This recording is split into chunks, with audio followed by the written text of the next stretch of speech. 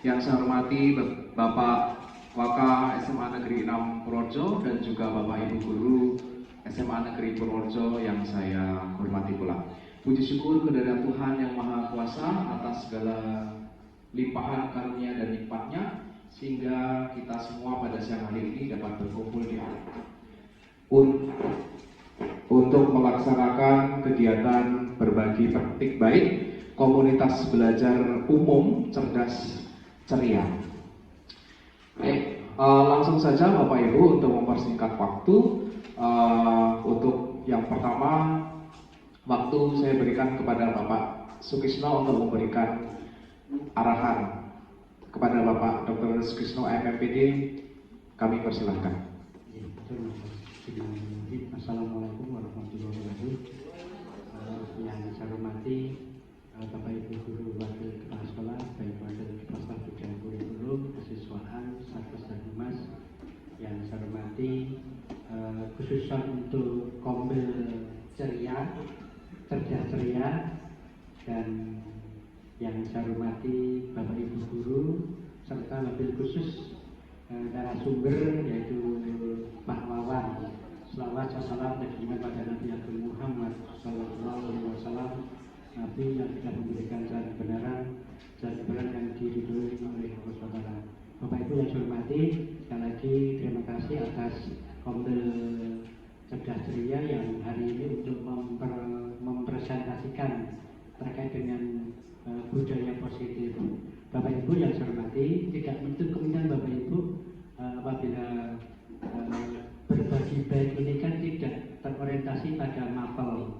Monggo Bapak Ibu yang mempunyai best practice itu apabila Bapak Ibu dalam pengelolaan kelas yang mempunyai sesuatu luar biasa dan itu mungkin khusus yang di tangan Ibu dan menghasilkan sesuatu yang luar biasa pada proses didik, tidak ada salahnya Bapak Ibu untuk mempresentasikan terkait dengan praktek baik ini. Yang penting Bapak Ibu kita mempunyai tempat, mempunyai wahana dan mempunyai kesempatan untuk berbagi baik sehingga nantinya tidak menutup kemungkinan bahwa yang muda-muda ini Mas Bawan terus wah si nong baik, tapi apabila yang sepuh-sepuh mempunyai best practice terkait dengan pengelolaan kelas bisa dibagikan dengan teman-teman. Mungkin itu Bapak Ibu yang bisa sampaikan. Nanti Mas Wawan kurang buat biarkan selesai sehingga nantinya kita memanfaatkan waktu itu di samping nantinya sesuai dengan harapan dan apa yang diingini Pak Wawan bisa tercapai dalam pertemuan hari ini. Sekian Bapak Ibu, Assalamualaikum warahmatullahi wabarakatuh. Waktu saya kembalikan ke bersuara. Baik, terima kasih Bapak. Kepada Bapak Sukisno yang sudah memberikan pengarahan. Untuk selanjutnya yaitu memasuki acara inti, yaitu kegiatan diseminasi budaya positif. Telah hadir juga di tengah-tengah kita narasumber kita, pembicara kita yang sangat masih muda, CBB. Kita berikan tepuk tangan kepada Bapak Eko Tawani Ziantono. Waktu saya berikan.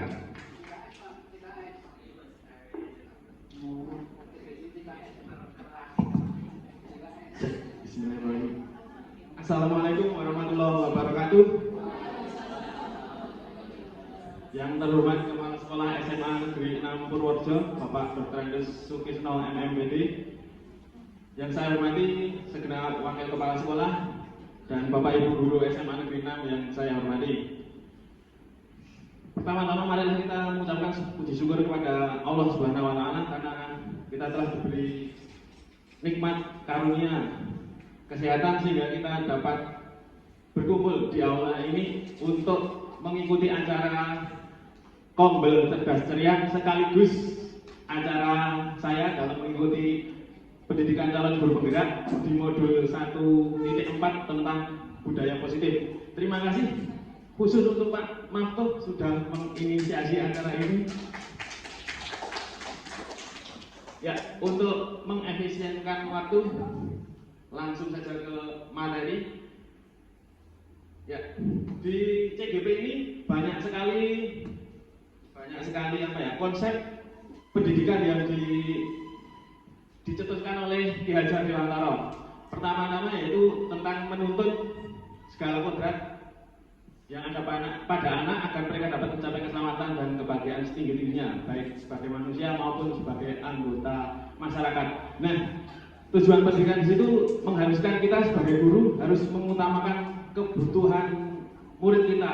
Jadi guru sebagai fasilitator yang menuntun, membimbing, mengarahkan siswa sehingga potensinya dapat tercapai dengan optimal. Terus disesuaikan dengan kodrat anak, yaitu dengan perkembangan teknologi dan kebudayaan, kearifan lokal dan sebagainya. Selain itu juga pendidikan karakter juga penting, sangat penting untuk kita berikan kepada anak, karena era sekarang ini banyak sekali orang yang pintar namun belum tergerak hatinya untuk menyelesaikan masalah-masalah sosial yang ada di kehidupan nyata. Lanjut. Nah, di awal ada pertanyaan seperti ini, Bapak Ibu cukup setuju atau tidak? Jawabannya nggak usah perlu pakai alasan. Yang pertama, hukum dapat mendisiplinkan siswa. Yang setuju silahkan angkat tangan, ada?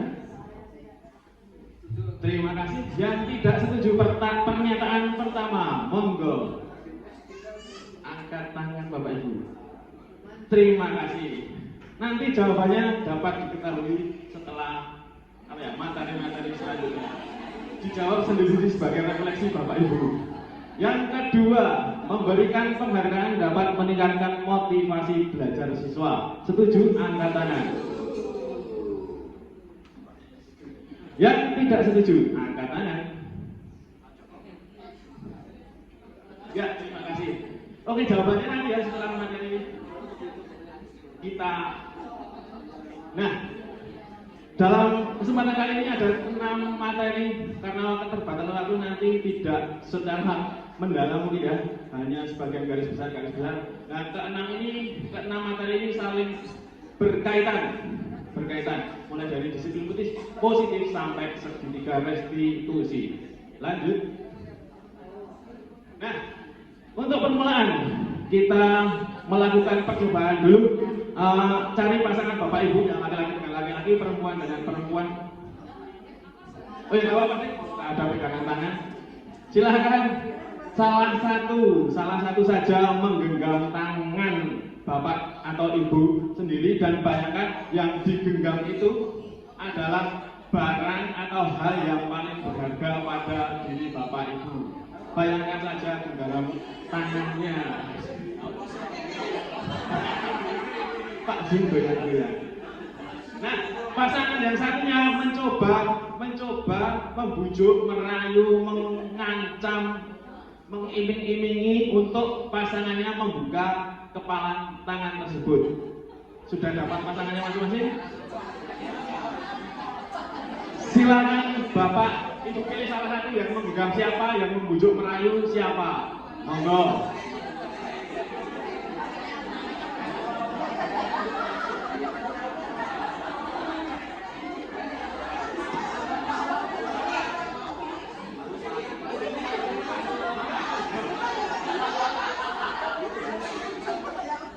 Nah, ini yang praktek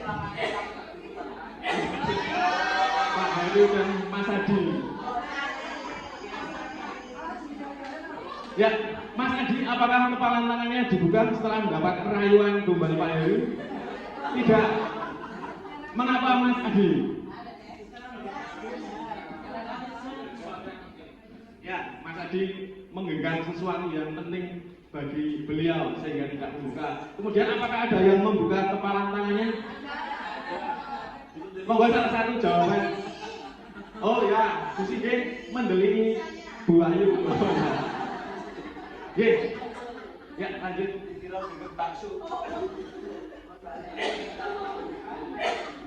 Nah, itu Bapak Ibu ada yang masih menggenggam, ada yang membuka, itu tergantung pada kontrol diri sendiri.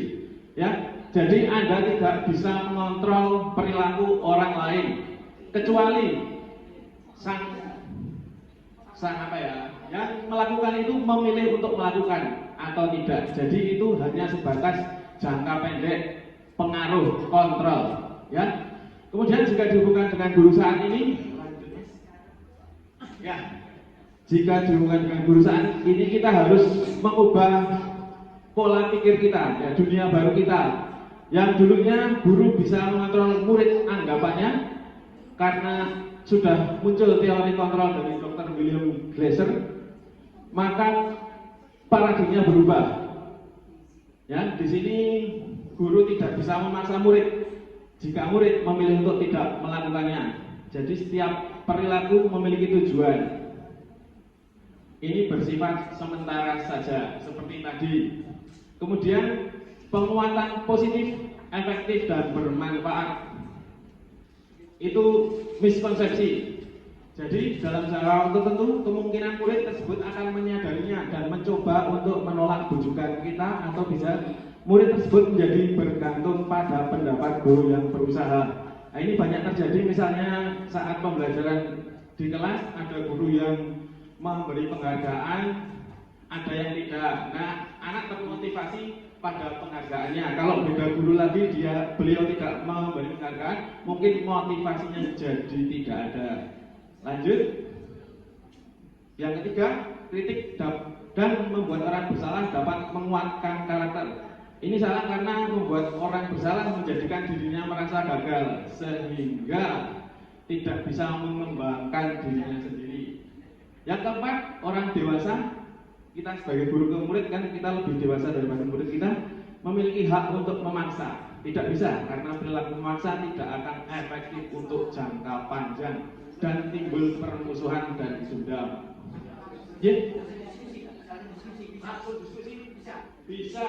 Kembali ke tayangan yang sebelum ini, Mas Toto. Oh, ya. Kembali ke terkait dengan tadi punishment, ya. Kita kan tadi ada pertanyaan.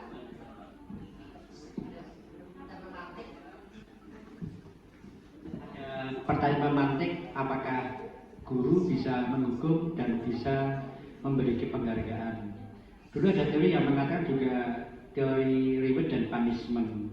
Nah, dari pertanyaan tadi muncul sedikit yang dimunculkan oleh Pak Wan, muncul bahwa penghargaan itu sebisa mungkin dihilangkan. Bagaimana mungkin seorang guru untuk memberikan reward dalam bentuk pembelajaran, bahwa penghargaan diasumsikan tidak hanya berupa barang, uang, tapi gerakan tangan bagus, tepuk tangan, kemudian memberikan sesuatu yang memberikan melakukan kegiatan selanjutnya itu muncul. Lah, dari tadi Pak Wan definisinya dikatakan tadi tidak mau mengikis atau meniadakan penghargaan. Nah, ini berarti teori-teori yang dulu yang pernah kita pelajari bersama, walaupun kita ada teori, apakah itu langsung dikesampingkan, Pak Wan? Ya. Sesungguhnya jawaban kita runtut nanti setelah materi-materi berikutnya. Karena ini acara dipotong, mungkin bisa saya jawab ya, Pak. Penghargaan di sini bentuknya seperti penghargaan pemberian hadiah atau ucapan bagus atau semacamnya, tidak harus dihilangkan. Namun itu hanya mengikis atau membuat motivasi murid itu tidak datang dari dirinya. Ya, jadi penghargaan, hukuman, ancaman dan sebagainya itu adalah motivasi yang didapatkan dari orang lain atau luar dirinya. Yang dimasukkan dalam budaya positif ini diharapkan siswa memiliki motivasi dalam dirinya untuk berbuat sesuai dengan keyakinan, kebajikan yang dia percaya, sehingga menjadi seseorang yang ia inginkan. Mantan Ibu Pak. Contoh lagi penghargaan tentang peringkat.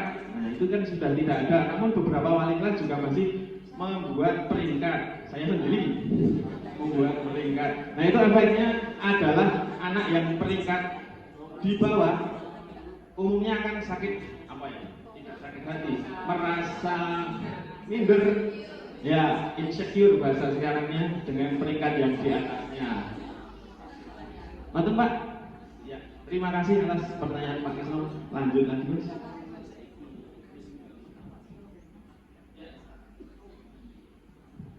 Ada pertanyaan lagi. Apa itu disiplin diri? Monggo yang mau menyampaikan, kecuali Bapak Ibu PP. Monggo Bapak Ibu, ada yang mau menyampaikan?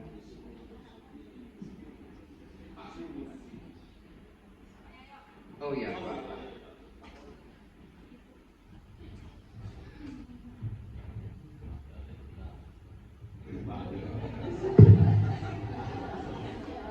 Ya, terima kasih. Mungkin sedikit akan memberikan tentang disiplin diri, mungkin beda dengan definisi Pak Heru dan Pak Heru.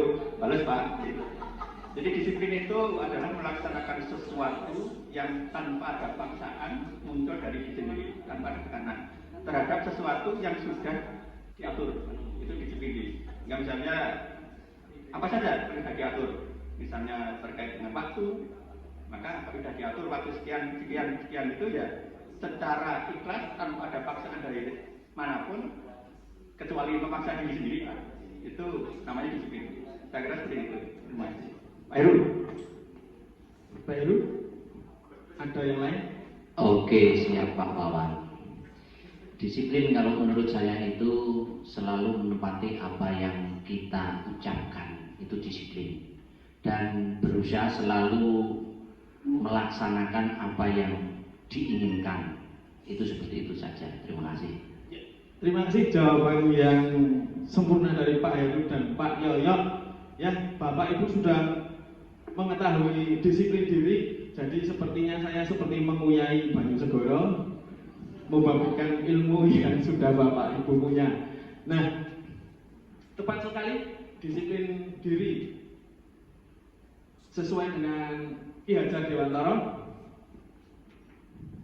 dalam bahasa Jawanya itu Mardika iku jarwanya.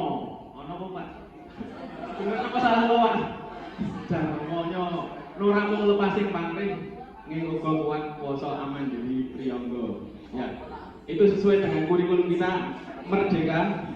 Itu adalah kosakata dari Pak KHD. Lanjut Mas. Yang arti bahasa Indonesia adalah merdeka itu artinya tidak hanya terlepas dari perintah, akan tapi cukup cakap untuk memerintah diri sendiri. Tepat sekali Pak Yoyo bahwa disiplin diri itu muncul dari dalam diri sendiri yang melakukan segala tindakan sesuai dengan keyakinannya.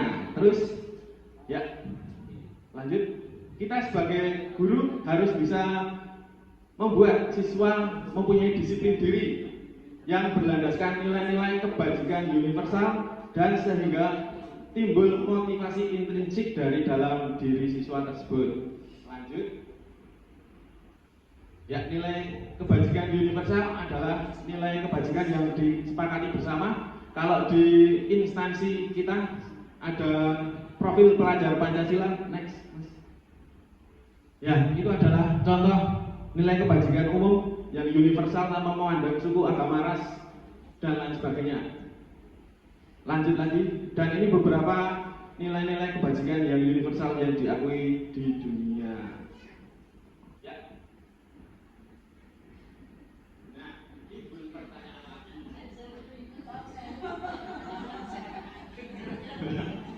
Untuk apa Bapak Ibu datang ke sekolah sebelum pukul 7.00? Bisa dijawab di dalam hati. Ada yang menghindari absen telat, potongan gaji, peringatan dari atasan, atau ya ejekan dari siswa, mungkin seperti itu ya. Atau ada yang sadar diri dari dalam dirinya, wah saya harus disiplin, harus tepat waktu. Seperti itu bisa bermacam-macam. Lanjut lagi. Ya, kita masuk materi 2 tentang teori motivasi hukuman dan penghargaan. Lanjut Mas.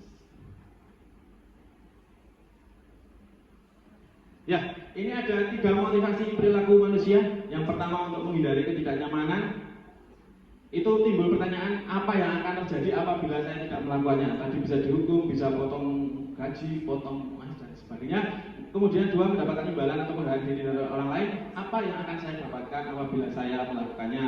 Kemudian yang ketiga, untuk menjadi orang yang mereka inginkan, ini adalah motivasi dalam diri intrinsik. Yang nomor 3 itu. Yang nomor 1, 2 itu adalah ekstrinsik yang timbul dari luar diri. Lanjut Mas.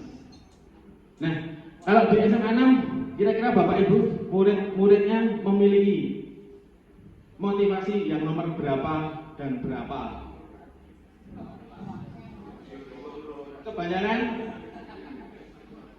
1 dan 2. Sepakat nopo boten? Boten. Campur-campur ya, masih ada yang 1, masih ada yang 2, sudah ada yang 3. Ya. Berimbang kalau dipakai.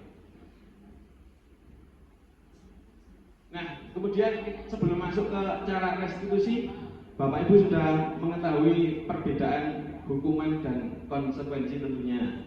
Nah, dari pernyataan ini, apakah jenis hukuman atau konsekuensi? Monggo dijawab. Yang pertama ini, lari memilih lapangan 3 kali karena terlambat hadir.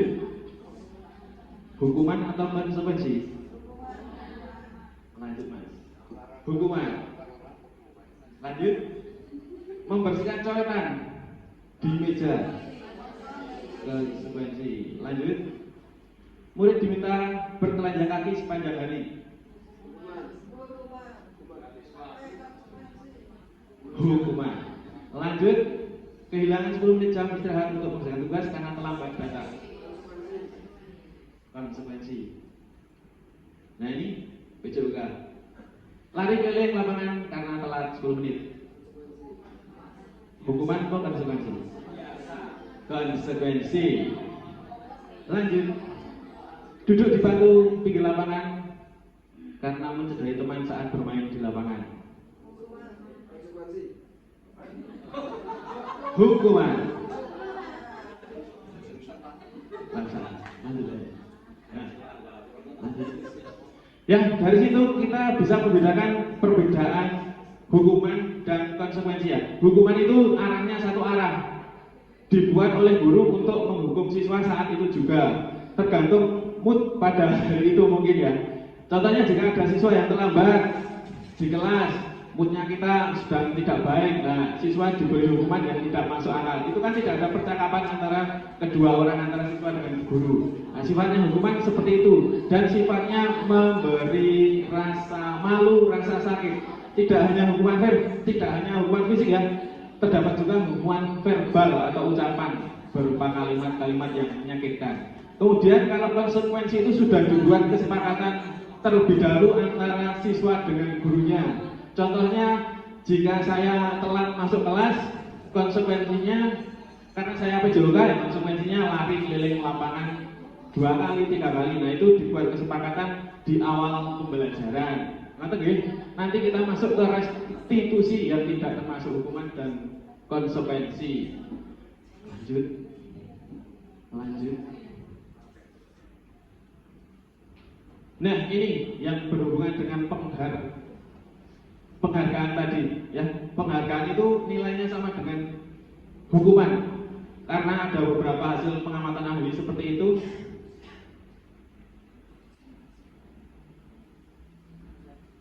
Bisa merusak hubungan, mengurangi ketepatan, menurunkan kualitas. Jangka pendek tadi sudah saya sampaikan di awal tadi menjawab pertanyaan Pak Kisto. Lanjut saja Mas.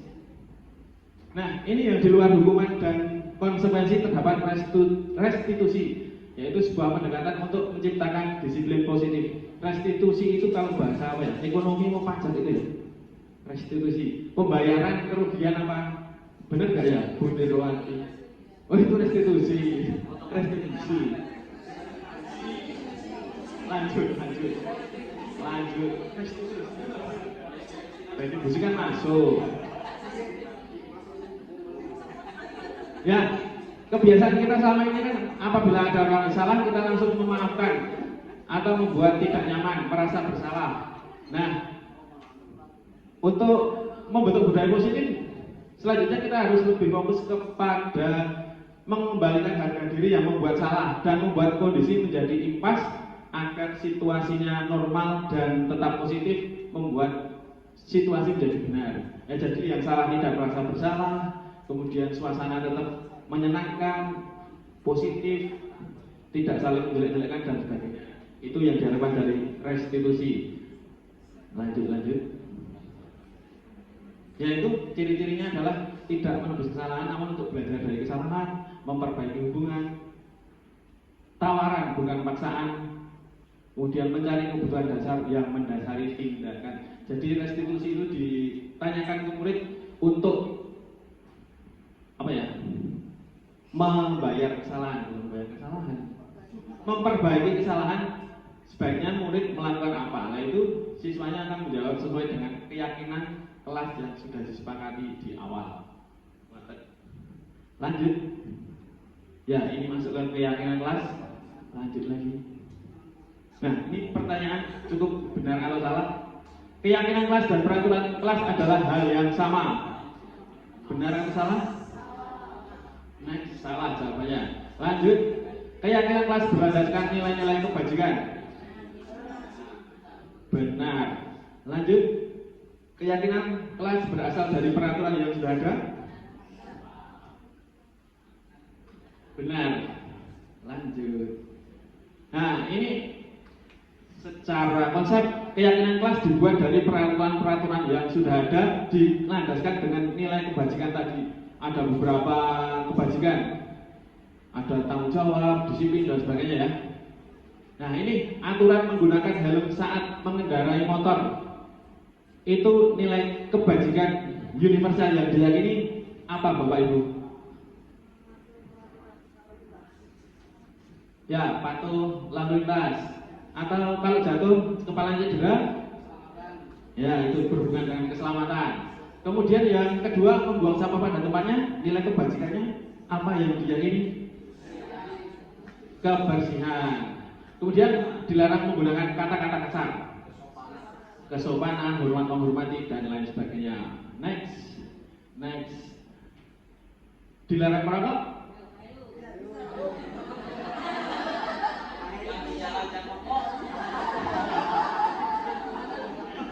Ya, kesehatan untuk diri sendiri dan orang lain, hormat menghormati dan kenyamanan bagi yang tidak merokok. Ya, merokok itu di ruang khusus yang perokok, kalau di yang tidak merokok kan membuat tidak nyaman. Lantas lanjut. Kembalikan barang ke tempatnya, biasanya di perpus Pak Heru. Nilai kebajikannya apa? Ya, tanggung jawab, kerapian dan lain-lain. Next. Ya, untuk membuat keyakinan kelas itu ada runtutan untuk cara pembuatannya. Dari situ dibaca menurut Bapak Ibu guru, apakah sudah runtut atau belum kira-kira sepengetahuan Bapak Ibu? Sudah?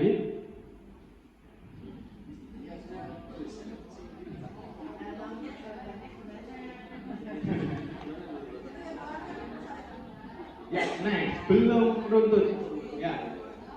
Ya.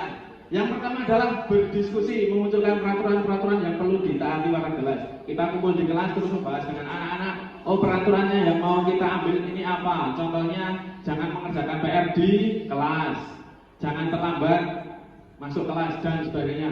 Kemudian langkah kedua yang dilakukan guru adalah mengubah peraturan menjadi kalimat yang positif. Ciri-ciri keyakinan kelas adalah kalimatnya bersifat positif. Jadi tidak ada kata tidak ada kata jangan dan sebagainya.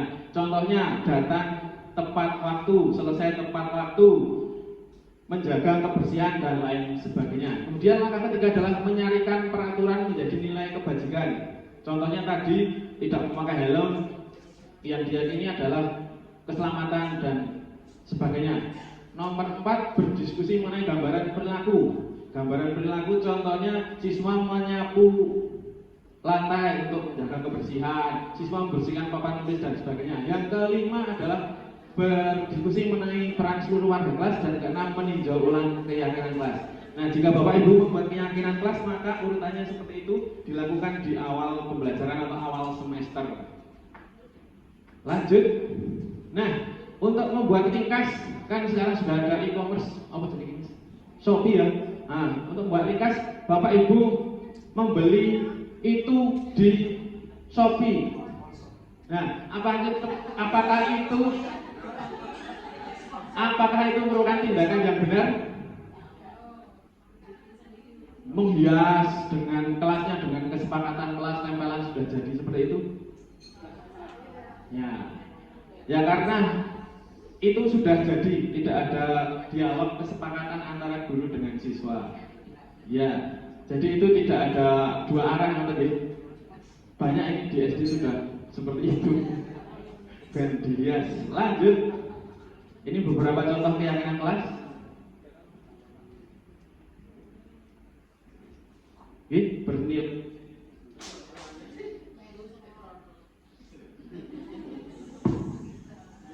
Lanjut. Ya, kita masuk ke materi keempat tentang 5 kebutuhan dasar manusia. Next. Sesuai teori kontrol tadi bahwa setiap tindakan seseorang memiliki motivasi atau kebutuhan yang belum dipenuhi. Nah, 5 kebutuhan itu apa saja? Yang pertama, apa Bapak Ibu? Bertahan hidup. Next. Yang kedua, penasaran.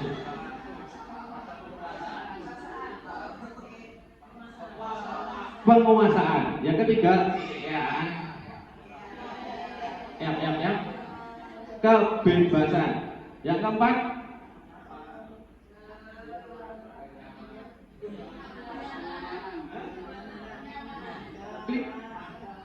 kesenangan. Kelima,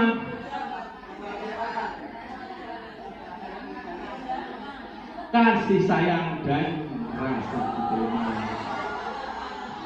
Lanjut. Ya, kesenangan berhubungan dengan kebutuhan untuk merasa senang. Contohnya apabila ini kasusnya satu ya, contohnya sebut saja siswanya namanya Adi, sering membuat keonaran dengan merebut makanan sangu dari yang dibawakan oleh orang tuanya. Nah, kalau ditanya si Adi, mengapa kamu merebut makanan dari si B, Budi misalnya? Karena saya senang Pak, iseng melihat ekspresi teman-teman saya jadi nangis, jadi seperti ini. Nah, ini kebutuhan yang belum dipenuhi oleh si Adi adalah kebutuhan merasa senang. Kemudian cinta dan kasih sayang itu adalah kebutuhan untuk diterima, memberi dan menerima kasih sayang. Apabila Adi ditanya, mengapa kamu seperti itu? Nah, jawaban Adi seperti cari perhatian ke teman-temannya. Intinya seperti itu. Terus yang berhubungan dengan kebebasan, kalau si Adi contohnya menjawab, oh saya bosan karena makanan yang diberikan oleh orang tua saya hanya membawakan ini terus. Jadi kurang bebas dalam menentukan pilihan atau dipaksa untuk memakan makanan yang dibawakan ibunya itu. Kemudian penguasaan, kebutuhan akan prestasi. Ya, jadi Adi ditanya jawabannya, oh saya ingin dihormati atau ingin ditakuti, disegani oleh teman-teman saya. Kemudian kalau bertahan hidup, contoh jawaban yang diberikan Adi, karena saya tidak bisa membawa bekal karena tidak mempunyai bahan makan di rumah, tidak punya uang dan lain sebagainya. Ngerti? Lanjut. Nah, posisi kontrol ini adalah posisi kontrol guru terhadap siswa.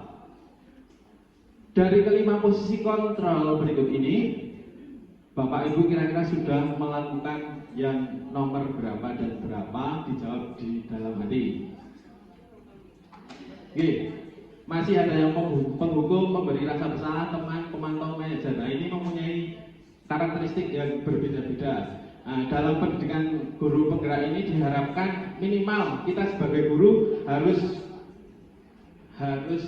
memegang posisi kontrol sebagai pemantau minimal ya. Kemudian diusahakan sebagai manajer. Apa itu pemantau dan manajer? Lanjut. Nah, ini perbedaan kelima posisi kontrol tersebut. Yang penghukum misalnya langsung menghardik, menunjuk, menyakiti, membuat hukuman dan lain sebagainya. Kemudian orang yang membuat orang merasa bersalah. Contohnya, kamu kok tega berbuat hal ini, gurunya menyampaikan seperti itu. Nah, itu sifat guru membuat orang merasa bersalah. Jadi siswanya jadi tertekan, merasa gagal dan sebagainya. Kalau teman ya bahasanya akrab, lakukan untuk Bapak Ibu, ya sudah nanti Bapak Ibu bantu bereskan. Nah, kalau pemantau ini sudah membuat konsekuensi, nah tinggal kita pantau. Misalnya si C coret-coret tembok, nah konsekuensinya apa? Kita pantau dia melakukan konsekuensi apa tidak. Kalau manajer ini tingkatannya lebih susah dipraktekkan karena ya kita harus melakukan nanti segitiga restitusi. Jadi harus menanyakan kebutuhan apa yang belum dipenuhi, menanyakan keyakinan murid yang diyakini dan sebagainya. Lanjut Mas, lanjut lagi. Nah, kalau guru mengucapkan hal seperti ini, posisi kontrol apa yang Bapak Ibu perankan? Yang pertama, saya kecewa sekali dengan kamu. Itu sebagai pemarah, penghukum, pemberi rasa bersalah, teman atau apa? Ya, jawabannya lanjut adalah membuat rasa bersalah. Kemudian, bagaimana kamu bisa menyelesaikan masalah ini? Sebagai pemantau manajer. Lanjut, manajer. Nah, jadi ditawarkan untuk memperbaiki kesalahan berbuat apa. Nah ini, ayolah lakukan demi saya ya. Sebagai pemantau teman. Lanjut, teman. Lanjut.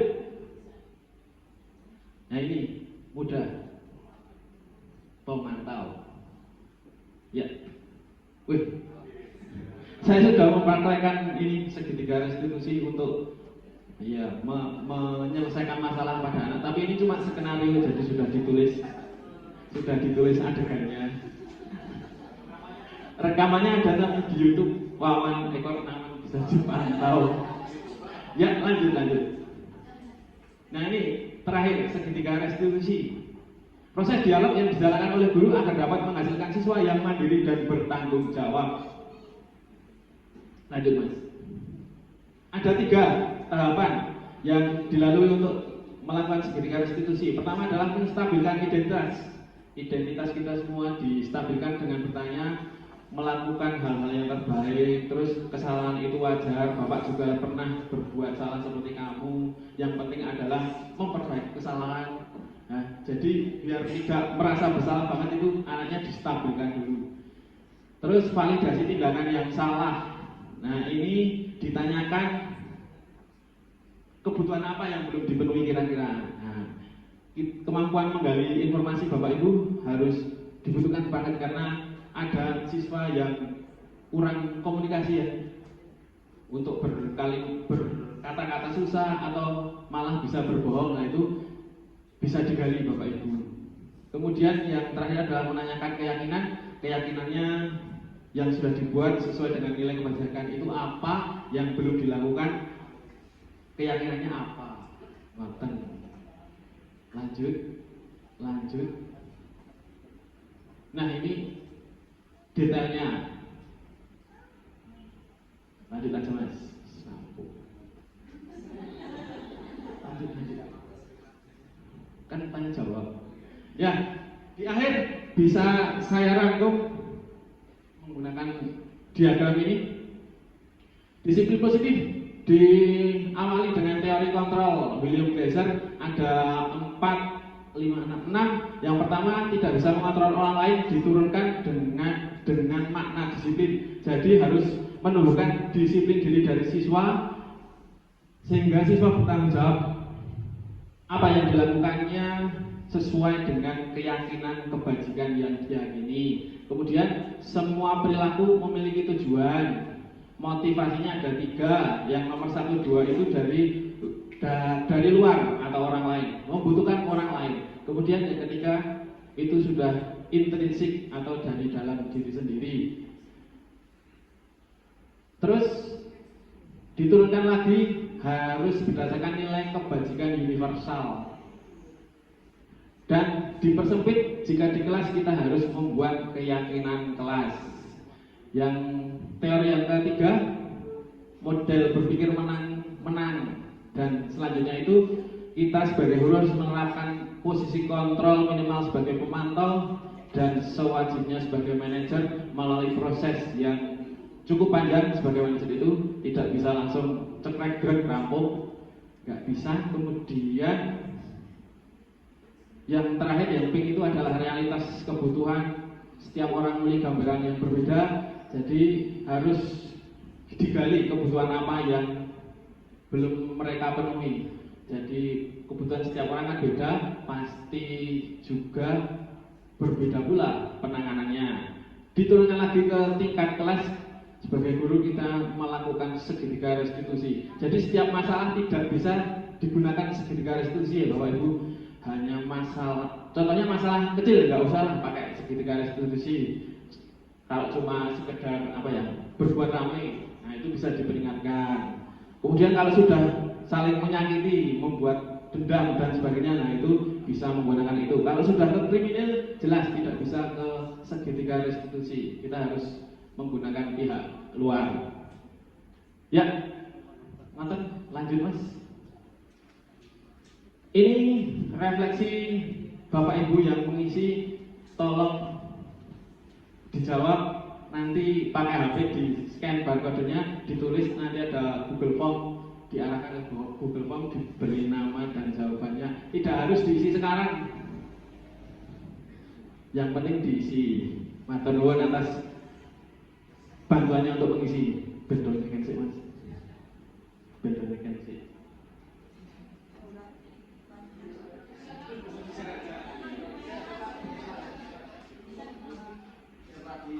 Oke, ya kesimpulannya, untuk mewujudkan budaya positif membutuhkan proses yang tidak bisa dilakukan dalam waktu singkat, dan proses ini membutuhkan keterlibatan semua pemangku kepentingan sekolah. Jadi untuk perubahan budaya positif, yang penting adalah arahnya sudah benar terlebih dahulu, tidak terfokus pada kecepatan.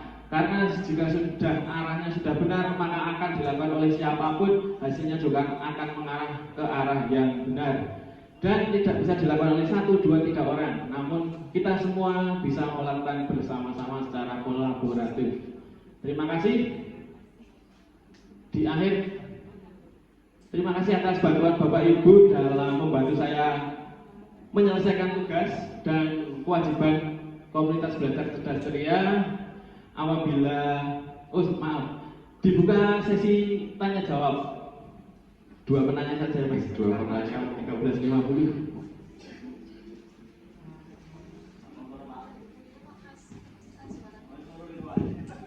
Terima kasih Pak Wawan, ya. Kaitan dengan budaya positif yang sudah dijelaskan ini sangat bagus ya, tapi hanya dalam konsep. Maksudnya masih dalam bentuk konsep begitu ya. Sekarang yang saya inginkan kita akan memikirkan bersama untuk diaplikasikan di sekolah kita. Saya mengambil contoh satu saja. Tadi ada keluhan dari teman orang belakang.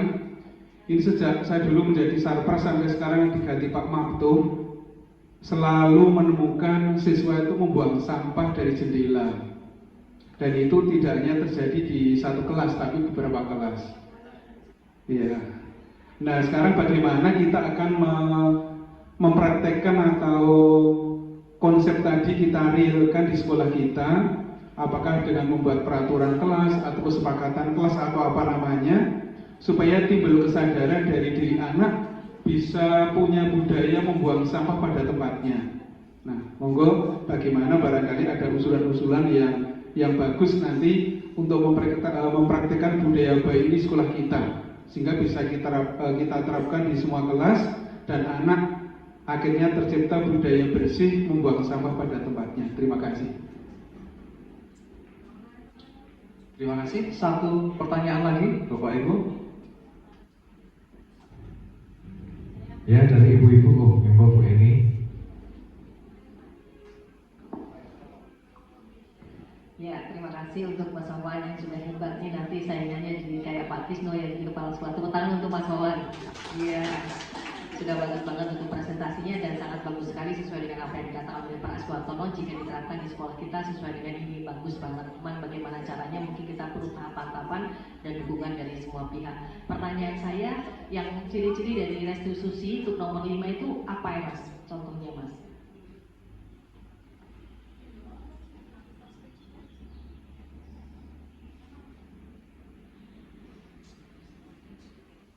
Nah itu menjadi kebutuhan dasar yang mendasari suatu tindakan. Nah itu dalam ke sekolah tuh dalam kelas kita tuh seperti apa? Nah itu jadi mungkin mencari kebutuhan dasar. Jadi contohnya aplikasinya di dalam kita mengajar dalam kesalahan anak pendisiplinan itu seperti apa? Ciri-ciri restitusi yang nomor 5 itu Mas Wawan, jelaskan matur nuwun. Ya. Ya, monggo Mas Wawan untuk bisa dijawab. Oke, terima kasih atas pertanyaan yang disampaikan oleh Pak Sri dan Bu Eni. Saya akan mencoba menjawab dari pertanyaan Pak Sri terlebih dahulu tentang membuang sampah dari jendela berdasarkan apa ya Pak? Keluh kesah atau laporan dari kebersihan sekolah kita. Jadi pembentukan budaya positif memang harus dari semua warga sekolah. Kita sebagai guru harus tekun. Pertama-tama harus membuat kesepakatan sekolah mungkin ya. Kesepakatan sekolah bahwa kita harus menjaga kebersihan sekolah kita, dan guru, semua warga sekolah harus mentaatinya. Jika sebagai guru kita tidak sengaja menemukan murid yang membuang sampah, kita tidak bisa membiarkan hal itu. Nah kalau murid sudah membuang sampah, tapi pas dia membuang ada salah satu guru yang melakukan pembiaran, mungkin dia akan berpikir, oh guru itu tadi melihat saya buang sampah tapi kok nggak apa-apa. Nah, dia mungkin akan mencoba hal itu berulang. Kalau dilihat guru yang lain apakah ditegur atau tidak, seperti mengetes guru, mengetes konsistensi kita ya. Jadi mungkin harus kompak dalam menjaga kesepakatan sekolah untuk menjaga kebersihan ini, mulai dari siswanya, guru, sampai orang kebersihan. Mantan itu Pak, mungkin jadi harus semua bergerak, tidak bisa hanya 1-2 orang saja. Kemudian dari Bu Eni tentang ciri restitusi, mencari kebutuhan dasar yang mendasari tindakan. Caranya adalah kita panggil siswa yang bermasalah tersebut, dipisah dari kelasnya Bu, karena ini adalah sebuah tindakan yang privasi, sehingga nanti dalam percakapan itu akan muncul dialog 2 orang tadi secara alamiah dan nyaman. Kalau ada teman yang lain kan mungkin malu atau tidak menjawab jujur-jujurnya, kita bisa menanyakan, oh kamu Budi, kenapa kamu kok berbuat seperti ini di kelas? Misalnya kamu menakali si Ani. Nah itu si Budi mungkin akan menjawab, misalnya apa ya, saya senang Bu kalau isengi teman saya, kalau dia nangis perasaan saya senang. Nah itu kebutuhan akan kesenangan si dia yang belum terpenuhi. Nah kita bisa mencarikan kesenangan yang lain tanpa merugikan orang lain. Nah untuk memperbaikinya kita tawarkan tindakan apa untuk menebus atau memperbaiki kesalahan yang dibuat oleh si siswa yang bersalah tadi ya Bu. Terus kita kembalikan ke kesepakatan biar dia diterima oleh kelompoknya lagi. Jadi kita menanyakan 5 motivasi tadi Bu, ada kesenangan, kebebasan, bertahan hidup dan sebagainya. Jadi apa? Iya, harus melakukan dialog itu karena sesuai dengan konsep Yajar Dewantoro yang berpusat pada murid. Nonton itu Bu. Ya, terima kasih. Oh ya.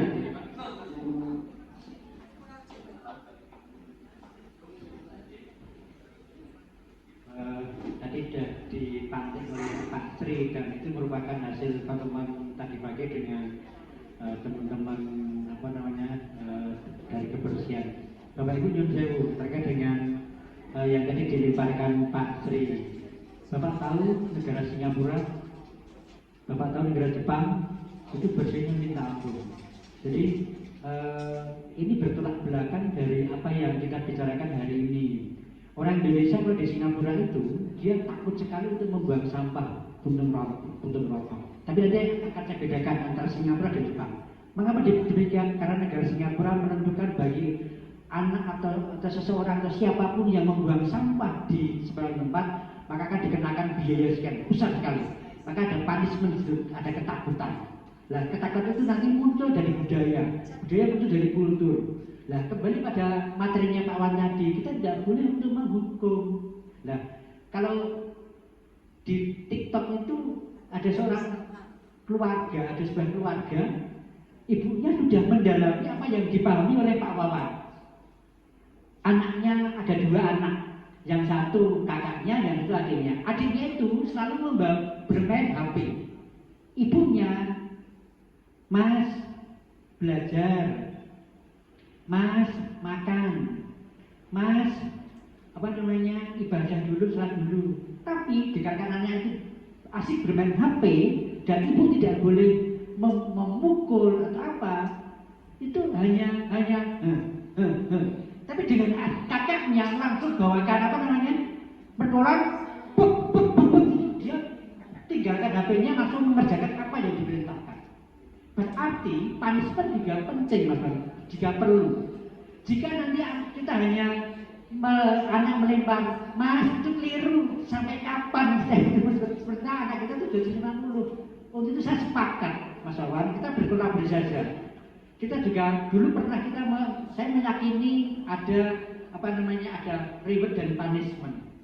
Walaupun pendekatannya berbeda. Nah, nanti apabila kita ada anak yang membuang sampah kok hanya dileke, itu tidak baik.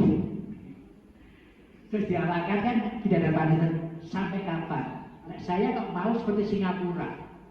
Dan nantinya Jepang sudah intrinsik. Ya Singapura itu langsung punishment, kenakan pasal berapa sekian gitu.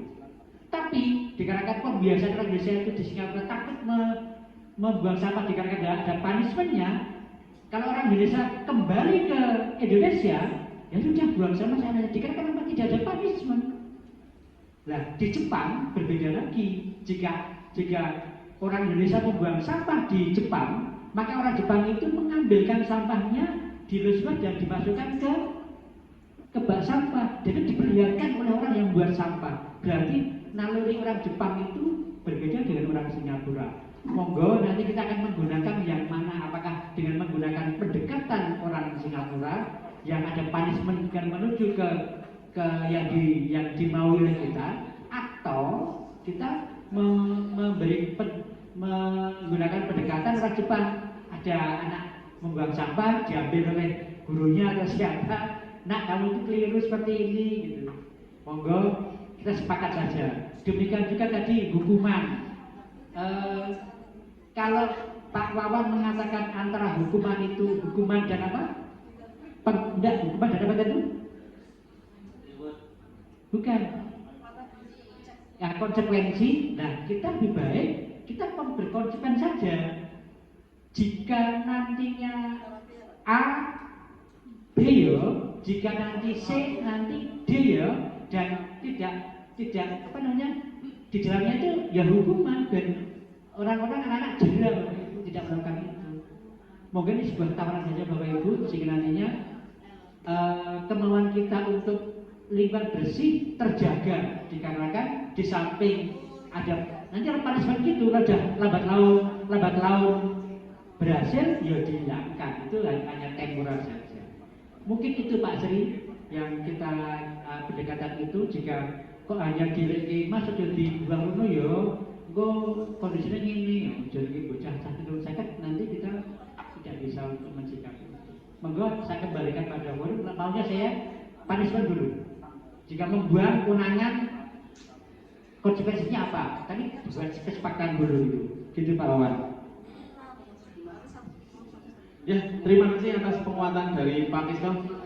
saya bisa menambahkan lagi, memang kita harus menerapkan minimal sebagai pemantau. Jadi harus membuat konsekuensinya dulu, kesepakatan di awal. Kalau melanggar tidak melakukan hal A, konsekuensinya adalah B. Seperti contoh dulu saya pernah mendengar cerita Pak Kohar, ada siswa yang mencoret-coret tembok, maka Pak Kohar membuat konsekuensi, dia harus mengecat sendiri, membeli cat sendiri dan menutup coret-coretannya itu sendiri. Itu adalah suatu bentuk konsekuensi. Dimana kalau hukuman itu adalah pilihan terakhir yang diambil dari pihak sekolah agar budaya positif dapat berjalan di sekolah kita. Amin. Ya, terima kasih sudah menunjukkan pukul 14.03, sudah melebihi waktu absen. Banyak kesalahan saya dalam berkata-kata, mohon dimaafkan. Kalau kelebihan hanya milik Allah Subhanahu wa taala. Semoga yang saya bagikan sedikit ini bermanfaat untuk Bapak Ibu ke depan. Terima kasih. Akhir kata, wassalamualaikum warahmatullahi wabarakatuh. Waalaikumsalam warahmatullahi wabarakatuh. Mari kita berikan applause sekali lagi untuk Bapak Eko Retawan hari ini yang sudah membawakan materi yang dengan sangat luar biasa. Baik, tahun depan waduh janganlah. Baik, Bapak Ibu yang saya hormati, tibalah kita pada akhir kegiatan berbagi praktik baik komunitas belajar cerdas ceria pada hari ini. Semoga materi yang tadi sudah dibawakan dengan sangat luar biasa oleh Bapak Eko Retawan bisa kita terapkan di dalam sekolah kita dan juga di dalam keseharian kita sebagai seorang guru, seorang pendidik. Baik, sepertinya cukup Bapak Ibu karena waktu sudah menunjukkan pukul 2:03. Kita akhiri bersama-sama kegiatan pada siang hari ini dengan hamdalah, membaca hamdalah bersama-sama. Alhamdulillahirrahmanirrahim. Terima kasih, mohon maaf atas segala kekurangan. Saya akhiri, assalamualaikum warahmatullahi wabarakatuh. Perlu foto-foto tidak?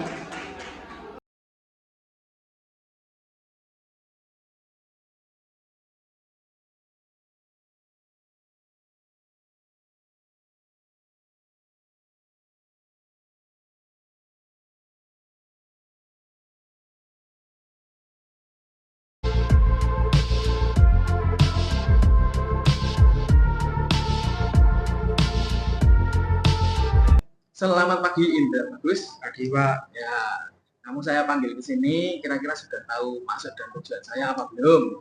Belum Pak. Oh, belum ya.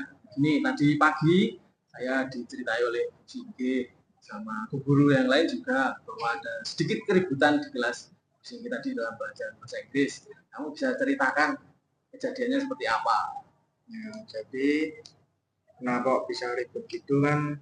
Bisa dibilang saya bosan lah Pak. Pembelajaran bahasa Inggris 3 jam dan itu juga tanpa istirahat kan, apalagi juga sekolah kan dari pagi sampai sore dan pembelajaran bahasa Inggris 3 jam ya bisa dibilang jenuh lah Pak.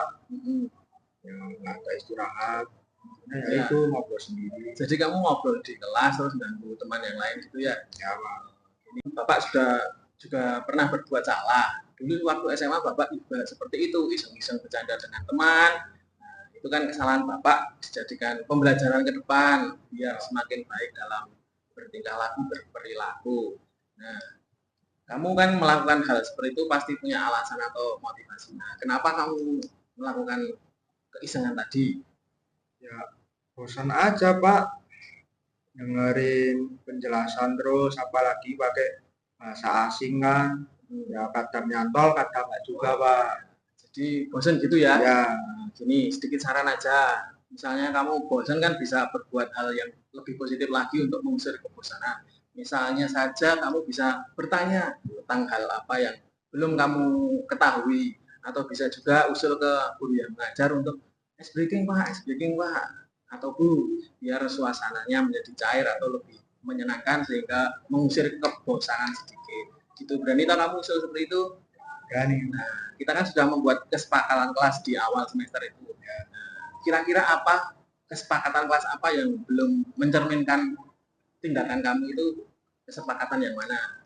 Dilihat dari kemarin itu Pak, belum menjaga ketertiban di kelas sama belum menghormati guru yang sedang mengajar. Ya, jadi kurang menghormati guru dan tidak menjaga ketertiban itu ya, sudah tahu kesepakatan yang dilanggar atau itu, jadi kamu ke depannya supaya mencerminkan kesepakatan kelas itu kamu harus berbuat apa? Silakan kemukakan Bu.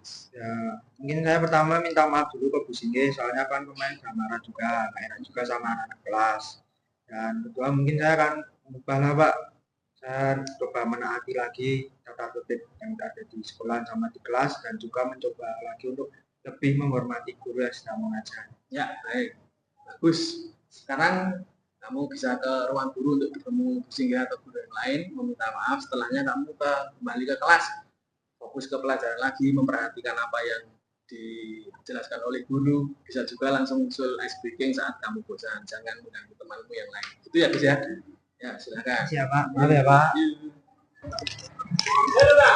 Iya Pak. Mau jalan-jalan. Siapa?